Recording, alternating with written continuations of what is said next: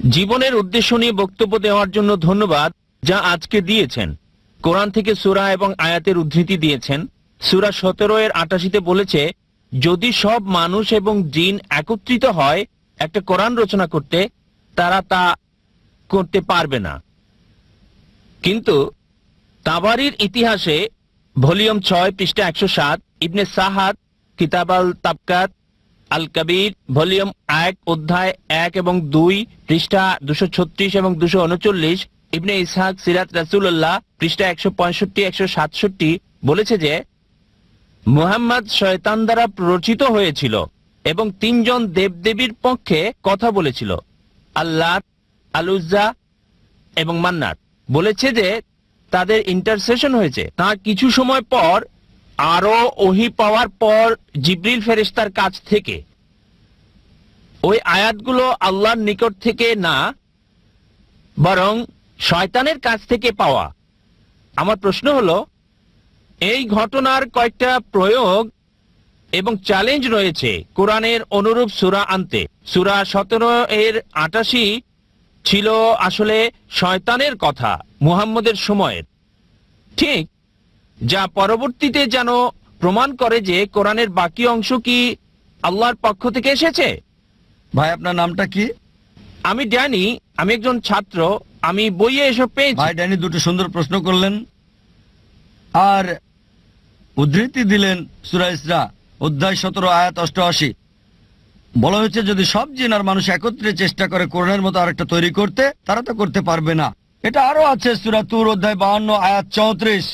আপনাকে সাহায্য করছি, আরো রেফারেন্স দেব। আপনি বললেন আর তাবারির উদ্ধৃতি দিলেন যে কোরআনের এই আয়াত শয়তানের কাছ থেকে। আপনি ভুল পড়েছেন।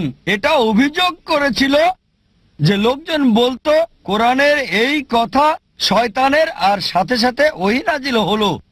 সূরা ওয়াকিয়া অধ্যায় 56 আয়াত 77 এবং 80 বলা হয়েছে যে এই কিতাব ভালোভাবে সুরক্ষিত, কেউ তাকে স্পর্শ করতে পারবে না একমাত্র পবিত্র ছাড়া।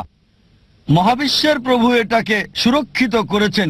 এই আয়াত বলছে যে কেউই কোরআনকে স্পর্শ করতে পারে না লৌহে মাহফুজ, সুরক্ষিত অবস্থানে, মুতাহিরিন ছাড়া, মানে ফেরেশতাগণ ছাড়া। তার মানে শয়তান কোরআনের ধারে কাছেও যেতে পারবে না। এটা ছিল মক্কার মুশরিকদের অভিযোগ আমাদের নবীজির প্রতি যে এটা শয়তানের কাজ। এর জবাবে অনেক আয়াতই কোরআনে আছে। সূরা নিসা অধ্যায় 4 আয়াত 82 কোরআন বলছে, আফালা ইয়াতাদাব্বারুনাল কোরআন ওয়ালাউ কানা মিন ইনদি গায়রিল্লাহ লাওজাদু ফি ইখতিলাফান কাসীরা।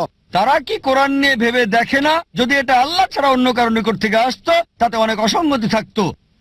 এছাড়াও, ভাই আমাকে উত্তরটা শেষ করতে দেন।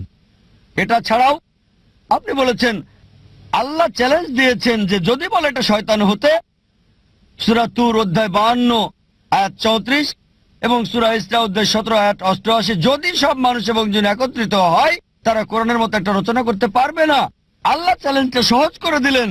আল্লাহ বলেন সূরা হুদ অধ্যায় 11 আয়াত 13, আপনাকে আরো তথ্য দিচ্ছে প্রশ্ন করার। আল্লাহ বলেন সূরা হুদ অধ্যায় 11 আয়াত 13, যদি সব মানুষ আর জিন একত্রিত হয় তারা কোরআনের মতো 10টা সূরা রচনা করতে পারবে না। আল্লাহ চ্যালেঞ্জটা আরো সহজ করলেন। ভাই উত্তরটা শুনবেন কি শুনবেন না? হ্যাঁ হ্যাঁ বলুন, মাফ করবেন, আপনি প্লিজ বলুন। আসলে আমি যুক্ত করতে চেয়েছি। প্লিজ স্যার বলুন, বলুন স্যার। এটা বিতর্কের সময় না, না স্যার, প্রশ্নোত্তর পর্ব। আপনার প্রশ্ন শেষ করেন, প্রশ্ন করেছেন, এবার স্যার উত্তরটা শোনেন। স্যার আমি যুক্ত করি, তারপর উত্তর দিলে আমার বুঝতে সহজ হবে। আগে আপনি যুক্ত করেননি কেন? কারণ আপনার কথার প্রেক্ষিতে যুক্ত করতে হচ্ছে। লাইনের পেছনে গিয়ে যুক্ত করেন, কোনো সমস্যা নেই। লাইনের পেছনে যান আর যুক্ত করেন। না, কারণ একটা আয়াতে আছে যেটা বলছে। সাহায্য করছি। ঠিক আছে, সরি স্যার, প্লিজ বলুন। এছাড়াও বলা হয়েছে আল্লাহ চ্যালেঞ্জটাকে সহজ করে দিয়েছেন। আল্লাহ বলেন সূরা ইউনূস অধ্যায় 10 আয়াত নম্বর 38, যদি সব মানুষ এবং জিন একত্রিত হয় তারা কোরআনের মতো করে একটা সূরাও রচনা করতে পারবে না। আল্লাহ এটাকে আরো সহজ করে দিয়েছেন। সূরা বাকারা অধ্যায় 2 আয়াত 23 এবং 24 আল্লাহ বলেছেন যে ওয়া ইন কুনতুম ফি রাইবিম মিম্মা নাযালনা আলা আবদিনা ফাতু বিসূরাতিন মিন মিসলি।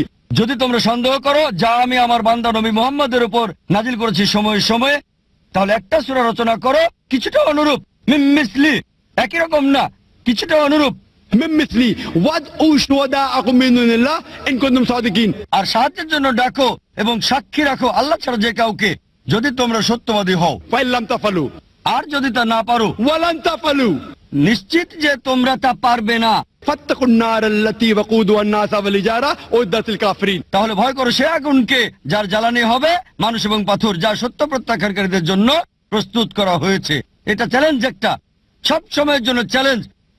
অনেকে চেষ্টা করেছে কোরআনের মতো সূরা রচনা করতে, আর তারা চরমভাবে ব্যর্থ হয়েছে। কোরআনের ভাষা ছিল আল্লাহর পক্ষ হতে আর পবিত্র, লোকে চেষ্টা করে পারেনি। কোরআন নাজিলের সময় আরবি ছিল সেরা ভাষা, সর্বোচ্চ অবস্থানে ছিল। আরবরা তাদের ভাষা নিয়ে গর্ব করত।